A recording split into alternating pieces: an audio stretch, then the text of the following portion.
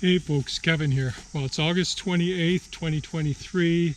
I'm still working over in this small little pocket, which is an area that is a borderline to our neighbor's property here, who bought into the large section that we own.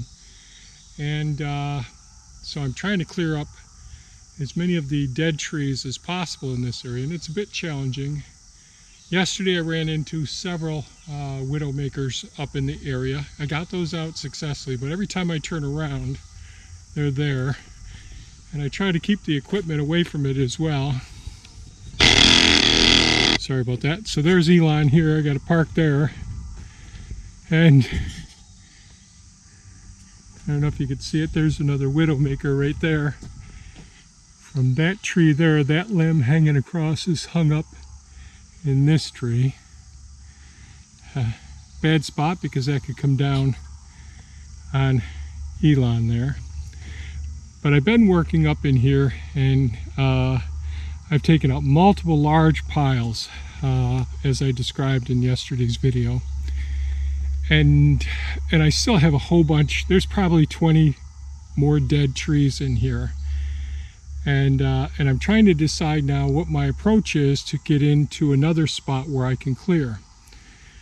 And I find it really important to try and, since we're going to be putting a pond over in this area, or at least a vernal pool, we have to really have a good census, create a good idea of what is actually here and what trees are good. So over here we've got black cherries, white ash, and the white ash are all just about gone.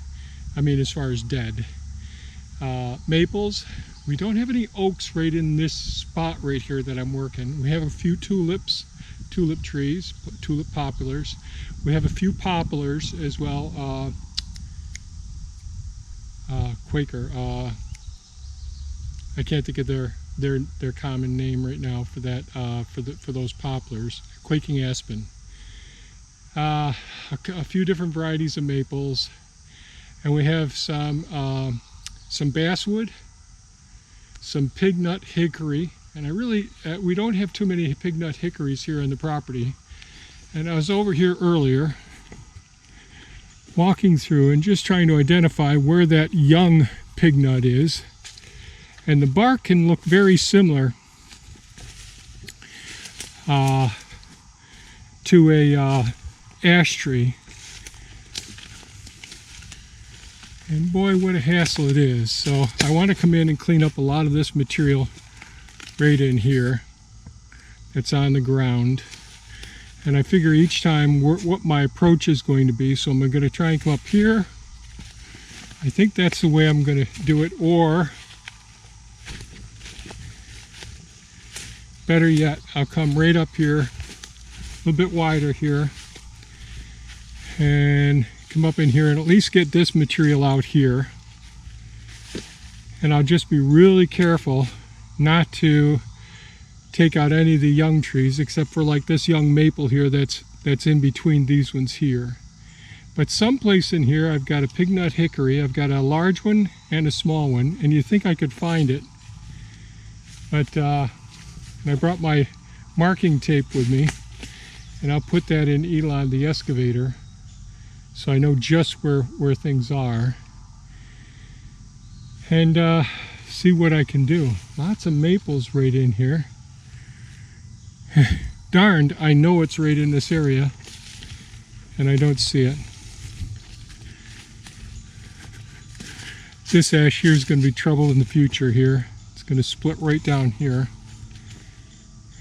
But I sure as heck don't want to take that out right now.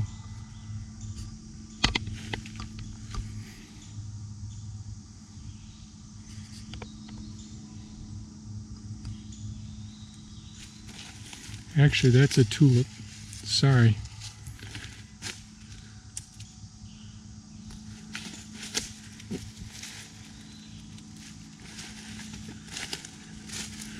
Right around in here is where that pignut was, the small one.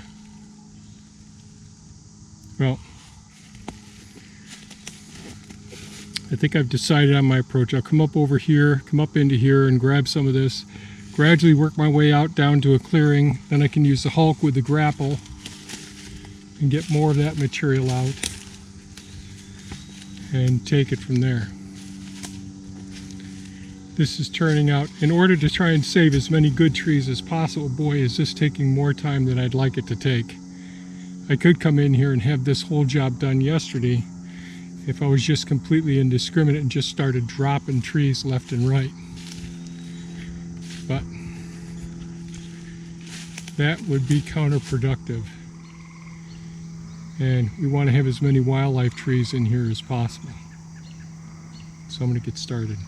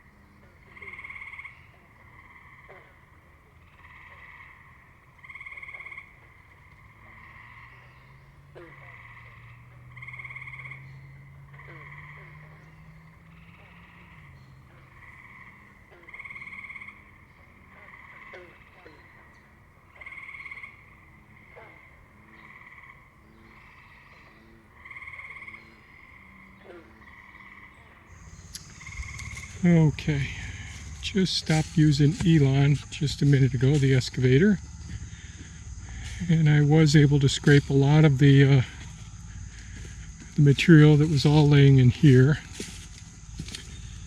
and more that was in here, and there were a couple of large poplars. They're piled up right there right now, right over in this spot here, and an ash. There was a small maple that I had to transplant from over there to here, and then I just retransplanted it right over here. I'm going to take that cherry out too, because it's right in the path that I've got to go through here, but I've tried moving this cherry, and so I replanted the root ball in here. Cherries are pretty hardy, they can come back, so we'll see. These black cherries. This is a maple that I moved twice. I just have 2 more cherries in the way down here, clean out more stuff in here, and I think I can put a pond in right in this area here around these trees here. But boy, there was a lot of poison ivy in the trees, especially the poplar tree.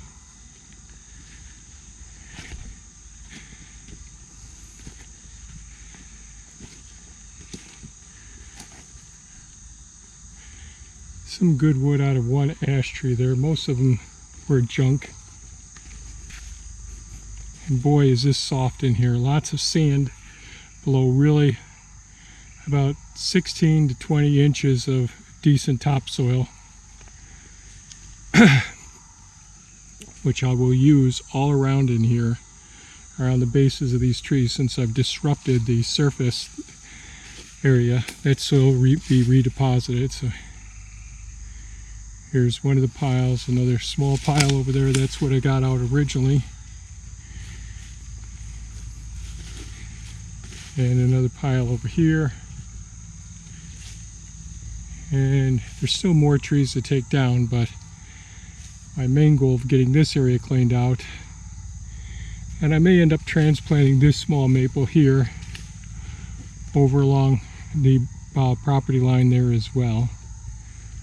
So it's time to use the Hulk now. So Eline does a great job in here, especially with it being so soft and sinking down like I have, with where all the root balls were and everything was decomposed and all the water pools were. So I think I'll end this video here. I hope you folks found some entertainment in this. Not successful with all the trees that I wanted to transplant, but I got that much done. And potentially we're going to get some rain tonight, so maybe I can get some of this stuff out of here. Hope you folks stay safe and take good care of yourselves. Bye-bye now.